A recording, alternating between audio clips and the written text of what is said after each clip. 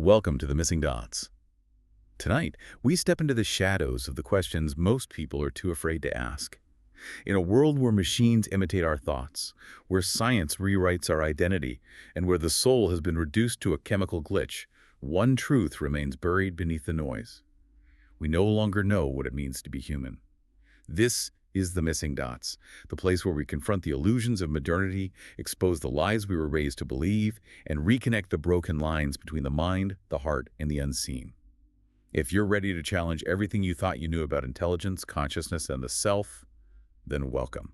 You've just crossed the threshold. I'm really glad we're finally sitting down to talk about this today. It feels necessary right now. Yeah, it really does. Because the world outside is it's so frantic. It feels like everyone is running this exhausting race and, well, nobody actually understands what the finish line is. Right.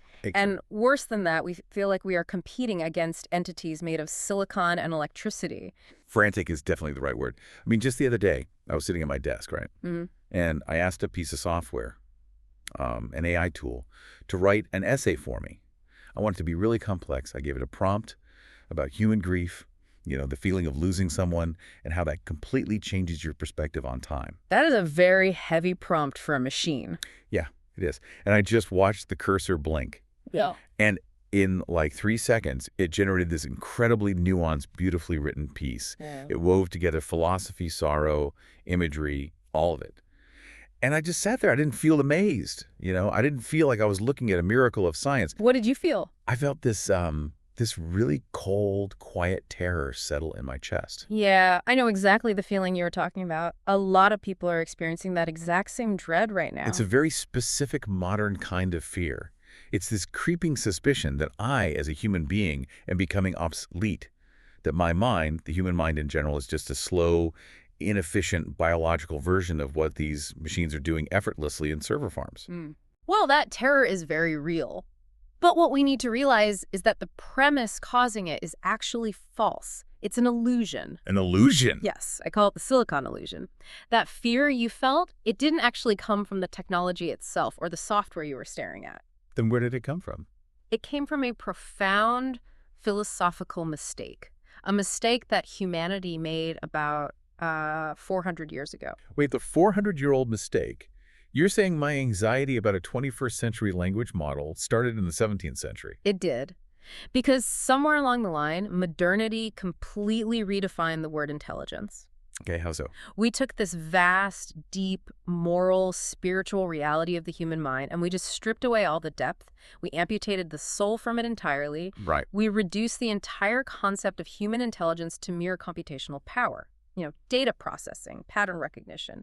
And because we made that collective mistake centuries ago, when we finally managed to build machines that could process data faster than us, well, we panicked. So we narrowed the definition of the mind, built a machine that's really good at that one narrow thing, and then convinced ourselves the machine is a better mind. Exactly. We rigged the game against ourselves. So to cure this anxiety, we shouldn't be looking forward at the next software update or the next tech keynote. We actually need to look backward. Look backward to where? We need to look at the pre-modern classical Islamic understanding of the mind. Because when you open up that tradition, it provides a completely different anatomy of human consciousness. I really want us to take our time with this today. Let's just sit with these ideas.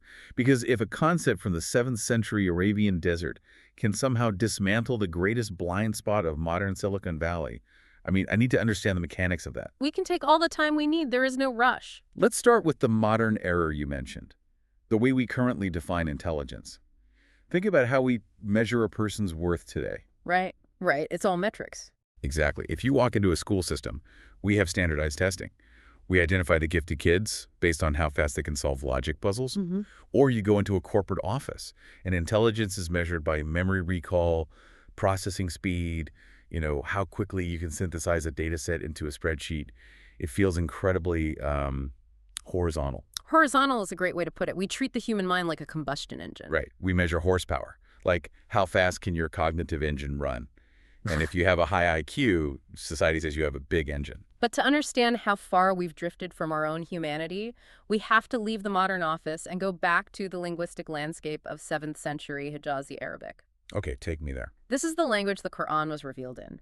I want us to look at the specific root word that is universally translated today as intellect or reason. The word is aklel. Akalel, yeah, I've heard that. People use it colloquially today just to mean your brain or your mind. Like, use your akwel, meaning think about it. They do today, yes. But in the classical Bedouin context, the origin of that word wasn't abstract or cerebral at all. It was intensely physical. Physical? How? The word akwal comes from the root letters ein kaf lam, and it's rooted in the verb akwala, which literally meant to tether, to bind, or to hobble a camel. Wait, to tether a camel? Yes. The equal is the physical rope that a nomad uses to tie the leg of their camel when they stop to rest for the night. Okay, wait. Why tie the camel's legs specifically? Well, think about the environment. You are in the open, unforgiving expanse of the desert. The camel is your lifeblood. It's a powerful, vital animal. It has immense energy. Right, you need it to survive. Exactly. But it is also unpredictable, and it operates on pure animal instinct. If you off asleep and that camel wanders off into the dunes following some random impulse, you don't just lose an animal, you die. The desert will kill you. It absolutely will. So you bind the camel's leg with the equal to keep it safe. You are imposing a physical restraint upon its chaotic, self-destructive impulses. So let me get this straight. The very word that the classical Islamic world uses for the highest cognitive faculty of a human being, the word for intellect, literally means a rope used to tie down a wild animal. It does. It really does. And this is a profound conceptual shift. The earliest Arabs didn't view intelligence as a cold, abstract thinking machine locked inside the cranium.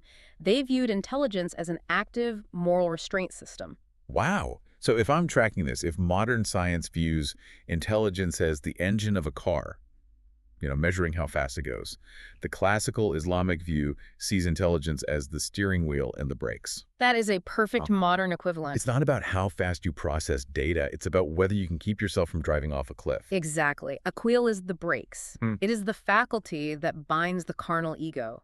It prevents the self from blindly following base, destructive impulses. So it's fundamentally about self-control. Yes. An intelligent person, an equal, isn't necessarily the person who can do complex math in their head. An equal is someone whose inner self is tethered to transcendent truth, someone who restrains themselves from doing harm. That completely upends how we judge people today. It really does. Because by the modern definition, a person could be a certified genius, right? They could engineer a devastating financial fraud on Wall Street, or they could design a biological weapon, or build an addictive algorithm that ruins teenagers' mental health. Yeah. And society would still say, wow, that person is highly intelligent. Look at their SAT scores.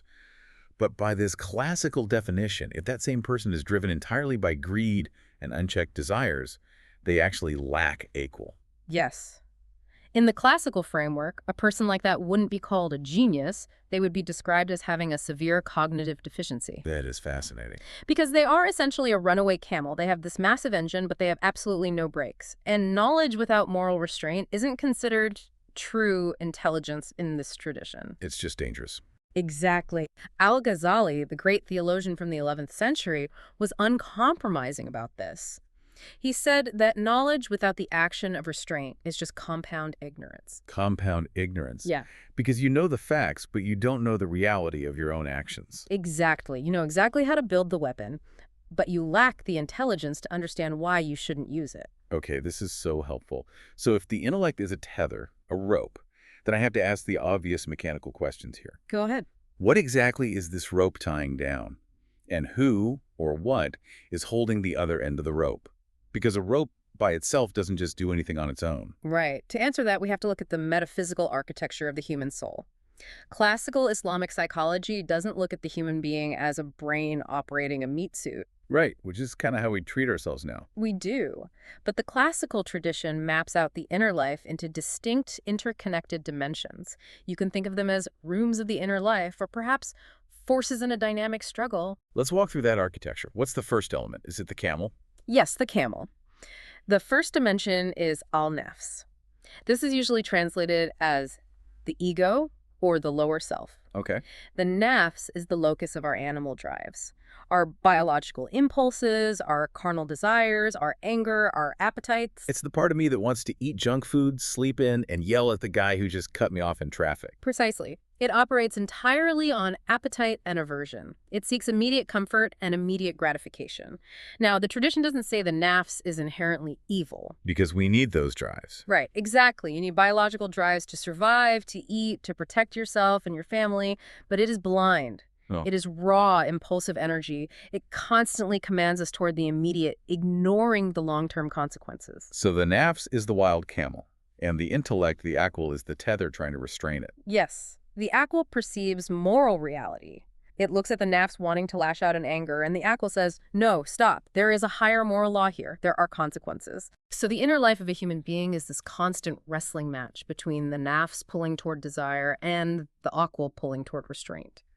But if they are wrestling, what actually animates them? Where does the actual life force come from? Because a biological drive and a conceptual tether don't really explain the feeling of being alive, you know? That brings us to the third dimension, which is Aru, the spirit. This is the most mysterious element. Let's do. The Quran describes the Ruh as a direct command, a breath from the divine. It is the unmanufacturable spark of life that animates our consciousness. It doesn't belong to the material world at all. So it's not something science can isolate. No, not at all. You can't measure it with an MRI, you can't weigh it, and you certainly cannot code it into a microchip. It is a divine deposit placed within the human being. SubhanAllah. So we have the nafs, which is the ego, the aquil, which is the intellect or tether, and the ruh, the divine spark. Who is in charge of all this? Where is the center of the person? The center, the master of the house, is the fourth dimension, al-qalb, the heart. The heart. But we have to be careful with definitions here, right? We aren't talking about the physical muscle pumping blood. No, not the physical pump, although they are intimately connected. In classical Islamic psychology, the qalb is the spiritual metaphysical center of awareness. Yeah. It is the true throne of consciousness. It's the place where intention is formed. It's fascinating you bring up the heart as the center of cognition, because when you read the Quran, it constantly locates reasoning and perception in the heart. It does. The brain is basically absent from the text as a cognitive organ. The brain isn't mentioned as the seat of understanding at all in the Quran. Yeah, there's that verse, I think it's in chapter 7, it talks about people who are spiritually lost, and it says they have hearts with which they do not understand. Yes. It doesn't say they have brains with which they do not compute. It explicitly says hearts. Yes, and in another place it says, it is not the eyes that are blind, but the hearts within the breasts that are blind. This is a massive metaphysical claim. It changes everything about how we view ourselves. Exactly. The text is telling us that true perception, the ability to recognize truth, to feel the weight of reality, to actually exercise aquil, is a cardiac function. The heart is the organ that receives divine light. But the heart can also fail at this, right? It's not foolproof. Absolutely. If a person repeatedly gives in to their nafs, if they live a life of cruelty, arrogance, or pure materialism, the tradition says the heart becomes covered in rust. It becomes sealed. A field heart. Yes. A sealed heart cannot perceive anything beyond the shallow material surface of the world. It completely loses its capacity for aquil. Wow. Let's take this four-part architecture. The ego, the tether, the spirit, and the heart, and hold it up against the AI that terrified me at my desk. Let's do that. It's a very revealing comparison. Does a large language model have a nafs? No. It's just lines of code running on servers. It doesn't get hungry. It doesn't have an ego. It doesn't get offended if I insult its output. Exactly. It has no carnal desire, no biological impulse towards selfishness. It has no nafs. And because it has no nafs to fight, it has absolutely nothing to restrain. And if aquil is the tether that restrains the nafs, then AI cannot possibly possess aquil. You cannot exercise moral restraint if you have no impulse to do wrong in the first place. A machine sitting idle isn't being patient, it's just off. right, it's not making a moral choice. Furthermore, AI has no ruh, no divine breath, and it has no qalb, no metaphysical center that can be purified by good deeds or corrupted by arrogance. So it really is just a calculator. A blindingly fast, incredibly convincing calculator, but without a conscience. It's a mirror. When it generated that essay about grief for you, it was just predicting the sequence of tokens that usually follow the word grief in human literature. Right, it's just math. Exactly. Yeah. It simulated the output perfectly, but it has no heart to actually experience the crushing weight of that word. I see the philosophical beauty in this. The metaphor of the tether, the four rooms of the soul, it gives so much dignity to the human struggle. But I have to play devil's advocate here for a second. Please do. We have to ground this in reality. Yeah. We live in the 21st century. Neuroscience exists. We have fMRI machines.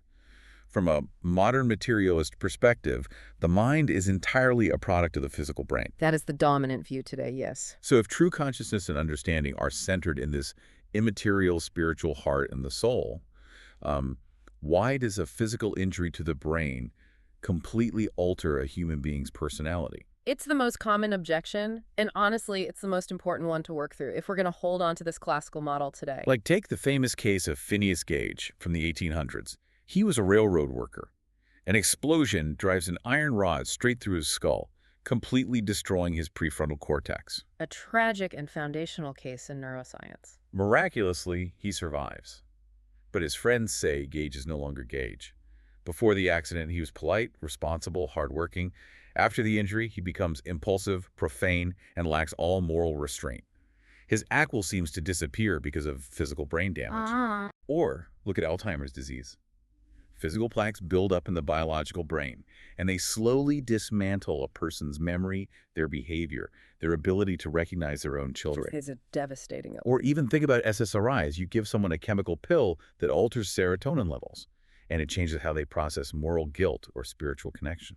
If the soul is the real me and the heart is the master of the house, why does damaging the meat in my head change who I am? It's a very heavy question. And when modern physicalists look at Gage or Alzheimer's, they conclude that the brain is the entirety of the mind. They say, look, I damaged the brain and the mind broke, therefore the brain is the mind. Right, it seems perfectly logical on the surface. But that is a profound logical fallacy. It confuses correlation or dependence on an instrument with actual identity. I'm not sure I follow. If breaking the brain breaks the mind, doesn't that prove they're the same thing? Not necessarily. Classical Islamic scholars like Ibn Sina and al-Ghazali never denied the role of the physical body. They weren't sitting in a void pretending biology didn't exist. They were often physicians themselves. Right, they studied the body. Deeply. Their framework is deeply integrated. They argued that the brain is the biological interface, the instrument of the soul. It is the tool the soul uses to manifest its intentions in the physical world of space and time. Okay, so the brain is the hardware, but not the source code. Let me give you an analogy that might make the classical view a bit clearer. Think of a musician playing a live broadcast over the radio. Okay, I'm picturing it. The radio station is broadcasting a beautiful, complex symphony. The radio sitting in your living room receives that invisible electromagnetic signal and translates it into acoustic sound waves you can hear. God. Now imagine I walk into your living room with a hammer and I smash the speakers of that radio. Or I damage the tuning dial. What happens to the music? It stops. Or it becomes heavily distorted, just awful static. Exactly, the output changes completely. It might even produce awful, jarring noises. But did my hammer destroy the symphony? Did it destroy the musician playing in the studio or the broadcast signal traveling through the air? No. The signal is still there perfectly intact. The physical radio just lost its ability to play it. This is exactly how classical Islamic philosophy views brain damage. The soul, the qalb, the aqlis exist on a metaphysical plane. The broadcast signal. Yes. The physical brain is the radio. It's the biological instrument through which the soul expresses itself in our physical reality. When Phineas Gage had his prefrontal cortex destroyed, the iron rod didn't destroy his soul. It didn't destroy his immaterial intellect. It destroyed the biological brakes, the specific neural circuitry that his AQLI used to manifest restraint in his physical behavior. Yes, exactly. The musician is still trying to play the song, but the strings on the violin are snapped. The soul's ontological trajectory, its ultimate relationship with God, its inner reality remains fully intact, but its physical expression is trapped or distorted by a damaged instrument. That reframes things beautifully, especially regarding how we treat people. It means someone with severe Alzheimer's hasn't lost their humanity or their soul. Alhamdulillah, no, they haven't. The soul is still in there, perfect and whole, even if the biological window it looks out of has been clouded over. SubhanAllah, yes. This is why we treat people with severe cognitive diseases with immense dignity and reverence in our tradition. We don't view them as less human just because their processing speed dropped. Because the modern view can be incredibly cruel about that. It can be, but their ruh and their qalb are still present. The physicalist argument fails because it assumes that if I break the radio and the music stops, the radio must have been writing the music. Which is obviously absurd when you look at it that way. Seeing the brain light up on an MRI when we feel love, just shows us the instrument working. Yeah. Doesn't explain why love exists or who the subjective person is feeling it. Precisely. And there's actually a fascinating convergence happening right now between this ancient theology and cutting-edge science, particularly regarding the heart. You mean neurocardiology? I was reading about this. Yes. For centuries, Western medicine just treated the heart as a mechanical pump, just a dumb biological machine pushing blood through tubes. But recently, scientists discovered that the physical heart has its own complex intrinsic nervous system. Yes, the heart brain. Right. They found around 40,000 sensory neurons in the physical heart. It has its own short-term memory.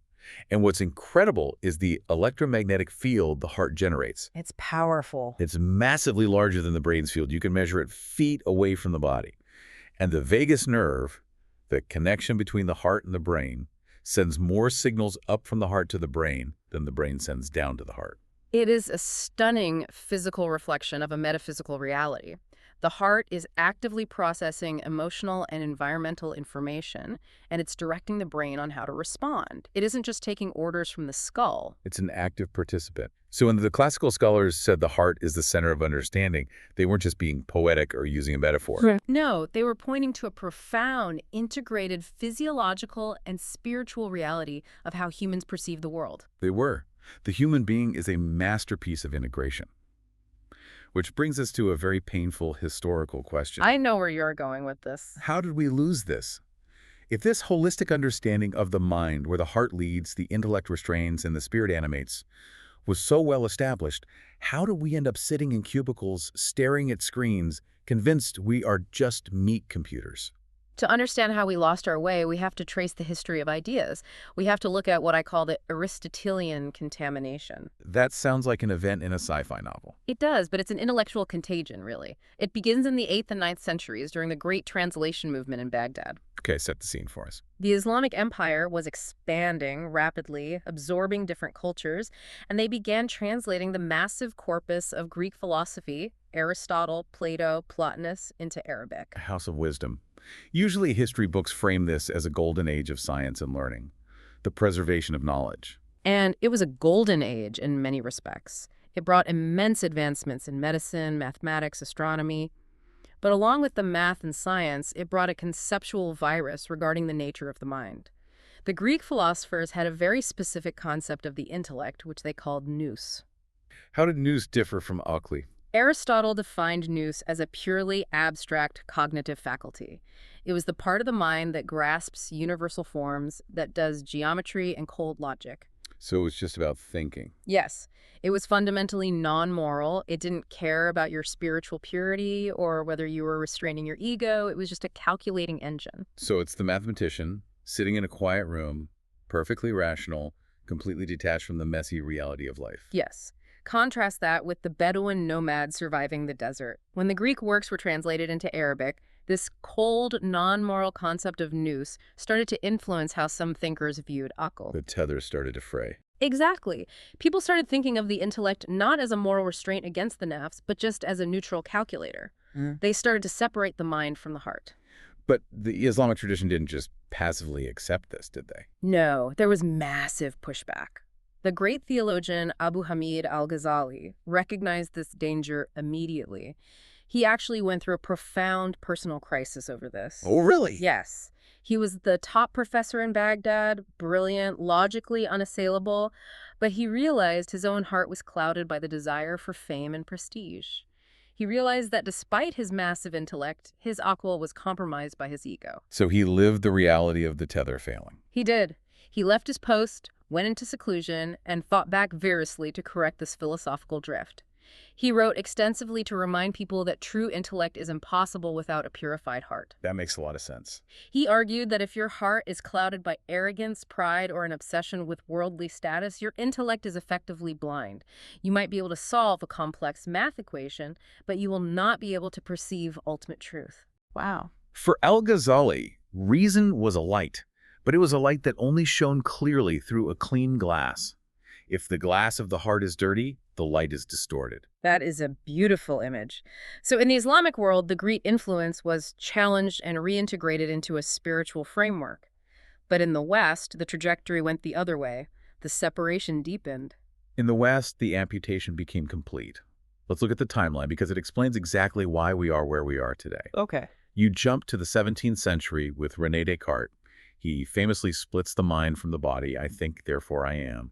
He decides that the physical body is just a biological machine, and the mind is this immaterial, rational ghost hovering inside the skull. Right. And by doing that, he isolates reason. He makes it a private, cranial event completely severed from the physical world, and more importantly, severed from the heart. Exactly. Descartes makes biology purely mechanical. Then you move to David Hume in the 18th century. Hume delivers a devastating blow to the classical view. Oh. He famously declares that reason is and ought only to be the slave of the passions. The slave of the passions. Yeah. That is the exact opposite of the Bedouin tether. It is the total catastrophic inversion of Akal. Instead of the intellect restraining the passions of the nafs, Hume says the intellect's only job is to figure out how to get the passions what they want. Reason becomes a servant to appetite. Think about the practical mechanism of that shift for a second. If my passion is to become a billionaire, my reason just calculates the most efficient way to exploit people or extract resources to get there. It doesn't ask if I should do it, it just asks how to do it. Yes. That philosophy is the blueprint for modern consumer capitalism. It absolutely is. It's the blueprint for algorithmic design. We optimize for engagement, which is just another word for appetite.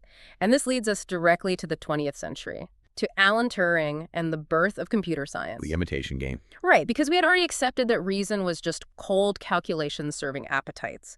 Turing proposed that if a machine behaves intelligently, if it passes the imitation game, calculating outputs that look human, we should consider it intelligent. So we stripped the intellect of its moral dimension, its vertical connection to the divine, its role as a restraint, and we were left with a horizontal data processing machine. And that right there is why we are terrified of AI today. Because if intelligence is just horizontal data processing, then the machine has already won. It can process more data, faster, without ever getting tired. But if we reject that premise, if we bring back the classical framework, the tether, the heart, then AI's victory is an illusion. It is the silicon illusion. AI is a simulacrum. It perfectly mimics the output of a calculating engine, but it has no interior reality. I want to talk about that concept a bit more, the illusion of AI understanding, because like I said earlier, sitting at my desk, it's very convincing. AI passes the bar exam. It passes medical licensing exams in the 90th percentile. It writes code. If it acts perfectly human, what is it actually missing? It is missing semantics. It only possesses syntax. Walk me through the difference between the two. There is a famous thought experiment by the philosopher John Searle called the Chinese room. Imagine you are locked in a room. You do not speak or read a single word of Chinese. To you, Chinese characters just look like random squiggles. Okay, I'm in the room. I don't know Chinese. People outside the room slide pieces of paper under the door with Chinese characters written on them. You have a massive, incredibly detailed rulebook in English. The rulebook says if you see this sequence of squiggles, write down this other specific sequence of squiggles and slide it back out. So I don't need to know what they mean. I just look up the shapes, copy the corresponding shapes based on the rules, and pass the paper back. Exactly. Now imagine you do this so fast and the rulebook is so good that the people outside the room think, wow, the person inside is a native Chinese speaker. They are answering our questions brilliantly. But they're wrong. Right. From the outside, the output is perfect. But the question is, do you, sitting in the room, understand Chinese? No, of course not. I have no idea what the conversation is about. I'm just matching symbols based on a rule book. I don't know if I just ordered a coffee or debated a Shakespeare play. This is exactly what a large language model does. It manipulates symbols, that's syntax, perfectly according to statistical rules.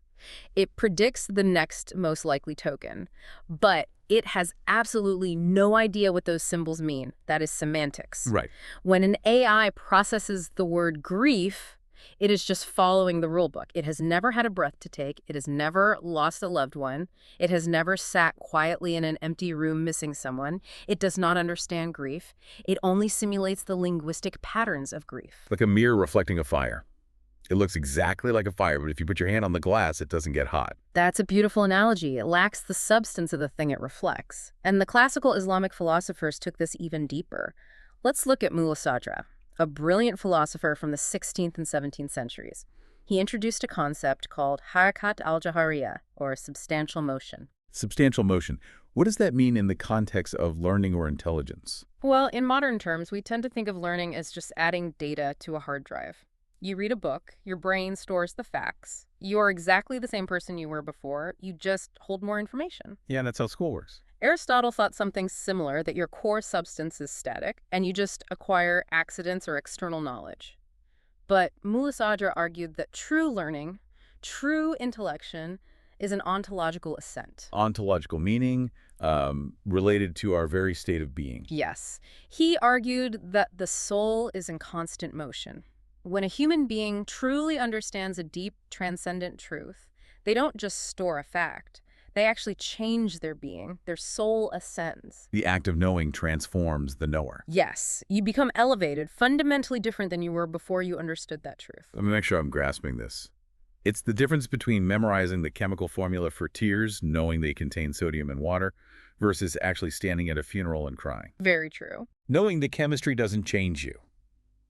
But experiencing the grief, understanding the finality of death, that changes your fundamental being. Yes. Understanding is an act of spiritual transformation.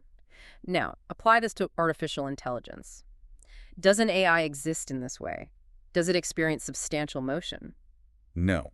When an AI processes the entire works of Shakespeare, it doesn't become wiser, it doesn't become more empathetic, it just updates its statistical weights and parameters. It does not ascend, it does not transform, it has no wujud, no existence in the profound philosophical sense. It is an artifact. Therefore, it cannot truly know anything in the Sadrian sense because it cannot become anything higher. This circles back to what cognitive scientists call the hard problem of consciousness, right? Yes, exactly. Right. The philosopher David Chalmers coined that term. Science can explain the easy problems of the mind, how the brain focuses attention, how we process visual data, how neurons fire. Mechanics. Right. But the hard problem is explaining why it feels like something to be alive. Why does seeing a sunset have a subjective, felt reality? Why does it feel like something to taste honey? These are called qualia, right? The subjective internal feeling of an experience. An AI cannot have qualia, not because we haven't written enough code yet, or because our processors aren't fast enough, but because qualia require a subject, an I. And in the classical framework, that I is anchored in the Ru, the divine spirit. Without the Ru, there is no subjective experience. Exactly. There is no one home inside the machine. The lights are on, but the house is completely empty. Okay, I'm completely with you on the philosophical beauty of this. The spiritual, heart-centered intellect, the tether, the Ru. But this raises a very difficult question. I've got to ask the skeptic's question here. I welcome it. We have to test these ideas. If Akul, this divine intellect, is a universal gift given to human beings, and its entire purpose is to tether us to moral truth, why do we disagree so much? That is the age-old question. Why do incredibly brilliant, rational people who are undoubtedly using their Akul, arrive at completely different conclusions about reality? Some become atheists, some become polytheists, some become agnostics. If everyone has this internal compass, why is everyone walking in different directions? It's a vital question, and the classical Islamic framework doesn't shy away from it at all. The answer lies in understanding that Aql is not a completely autonomous, perfectly objective machine. It is highly vulnerable to the condition of the qalb, the heart. So the intellect can be compromised. Yes. We talked earlier about the diseases of the heart, how the glass can get dirty. Yeah. The Islamic tradition teaches that the heart can be covered by veils. Al-Ghazali wrote extensively about this. He said there are veils of darkness and veils of light. Veils of darkness make sense to me. Ego, greed, materialism. If I'm obsessed with making money, my intellect will just justify my greed. It will build complex rationalizations for why it's okay to exploit people. Right. But what is a veil of light? How can light blind you? A veil of light is far more subtle, and it's particularly dangerous for brilliant people. It is spiritual pride.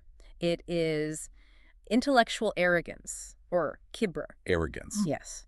It's the illusion of having arrived at the ultimate truth, relying solely on your own cognitive power.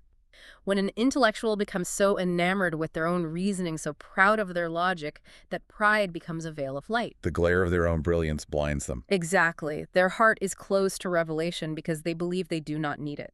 The intellect is functioning, calculating perfectly, but it is deeply distorted by the arrogance of the heart. So a person can have a massive, powerful cognitive engine, but if their steering wheel is locked by arrogance, they will drive brilliantly, logically, right off a cliff. Precisely. This is why human reason cannot be the ultimate autonomous judge of the universe. It is a tool, a necessary, noble, divine tool, but a tool nonetheless. A properly functioning aquil recognizes its own limits. It knows what it doesn't know. Exactly. And when it recognizes its limits, when it reaches the edge of its own capacity, it submits to revelation. In the tradition, we call this nakul. Reason submitting to revelation is not intellectual suicide. It is the highest form of intelligence. It is like a compass recognizing that it needs a map. I really love that analogy. Think about it. A compass is an incredible tool. It tells you which way is true north. But if you are in the middle of a forest, the compass does not tell you where the cliffs are, or where the river is too deep to cross, or where the predator is hiding. No, it doesn't. You need the map for the topography of reality. Reason is the compass. Revelation is the map. And if you throw away the map because you are too proud of your compass, you will walk confidently off a cliff. The history of modern philosophy is, in many ways, full of brilliant men walking confidently off cliffs because they refused the map. Which brings us right back to the existential crisis we are sitting in today. Modernity threw away the map. We threw away the map, we broke the compass, and we told ourselves that the only thing that matters is how fast we can run. By defining intelligence purely as computational speed, we've built a society that is fundamentally upside down. We pressure human beings to act like machines. We try to optimize our sleep. We hack our productivity. We suppress our messy emotions, all so we can be more efficient cogs in an economic wheel. While simultaneously, we worship actual machines as if they were infallible gods. We ask algorithms to tell us what is true, what is moral, what is beautiful. We trust the machine's output more than we trust our own hearts. We treat humans like calculators and calculators like oracles. It is the ultimate degradation of human dignity. But if we reclaim this classical understanding, if we remember the apple, the nafs, the kalb, the rui, reclaim our dignity. A human being is not a calculator. A human being is a moral trustee. We are vice servants on this earth. Our value is not computational, it is covenantal. Covenantal, meaning our worth is based on our relationship with the divine. Our moral choices are restraint. Yes. An AI can outperform you in mathematics. It can write a faster essay. It can process 1 billion data points in a second. But it can never repent. It can never feel the crushing weight of remorse. It can never restrain an ego because it does not have one. And it can never, ever love the divine. Those are strictly human experiences. Those acts, repentance, restraint, love, are the true markers of intelligence. They are the functions of the aquil and the kalb, and they belong exclusively to you. This conversation, it has completely reframed how I look at the screens around me. And it leaves me with a final provocative thought for everyone listening. The next time you sit down at your computer, the next time you open an app or interact with an AI, just pause for a second. Look at the screen and ask yourself, are you training it or is it training your heart? In a world that profits off your distraction and your impulsivity, what are you allowing to tether your aquil? Because if you do not choose your tether, the machine will gladly choose it for you. A profound warning, and a very necessary one. May Allah grant us success. Come on, let's go. Don't forget to follow this channel, The Missing Thoughts. Thank you.